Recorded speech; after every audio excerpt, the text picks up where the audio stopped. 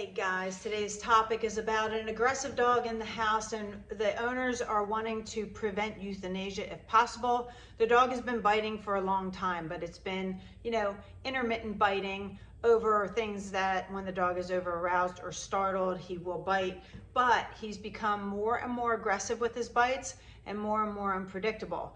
So what can they do right now to save their dog? Well, first of all, when you're faced with that, the number one thing you need to do is have safety in your household and for everyone concerned in the family. So the first thing you're going to do is remove all fringe benefits, okay? The dog is not allowed to sleep in bed with you. You must get the dog out of the bed. He's no longer allowed on furniture. He cannot be on your lap. He can't be biting you one day and then on your lap the next day, and then also guarding you from the spouse. Like your spouse comes home and you're not allowed to get a hug from your spouse. That's guarding. That's not allowed anymore. Dog must be on the floor. The dog has to be below you, not on the same level as you, because dogs who are not balanced, when they're on the same level as you, they perceive that they own you or they're equivalent to you. So this dog thinks he owns everything. So he must get off the couch and be either on the floor in training mode, like in a downstay at all times, or in a crate. Overnight, for sure, in a crate when you leave the house. And if you're home and you're doing things and you want to put him away, you can. You want to eliminate free roaming in your house. A dog like this should not be allowed to pick and choose where he can go all throughout the house. He should be in the room that you're in and you can supervise him, but you are implementing structure by directing him where he can be. When you leave one room and go to another one, you bring him along with you.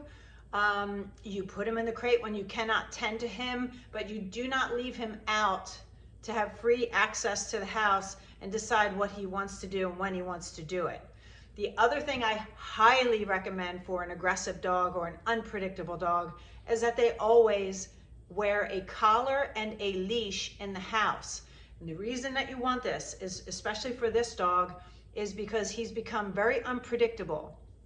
Even if the owner is trying to put a collar and a leash on to take him for a walk, he has bitten her, and he now understands that she's afraid of him. So he will now bite because he's picking up on her anxiety. That makes him more anxious, and he's like, well, I'm gonna bite you because you're not sure about me, so I'm not sure about you now, so I'm gonna bite. So instead of that happening, have this dog wear a collar and a leash so that if anything goes down, you can just grab the leash. You're not reaching in on the dog and trying to prevent a bite. You can just pick up the leash and you can, defensively protect yourself from the dog and move him out of a situation. So these are some things that you can do, and you want to be putting lots of structure on him. Structure meaning he has to work for everything. When you put the bowl of food down, he's sitting, he's looking at you, he's waiting patiently until you release him. He goes respectfully into the crate when you tell him to. When you take him for her walk, he's not like jumping up and biting at the leash or threatening you with a look. He is sitting politely at the door until you go outside. These are little bits of structure. He's listening to you. He's not on the furniture. When you tell him to get off the furniture, he gets off the furniture. He stops testing boundaries. These are all things that you are wanting to do with a dog like this.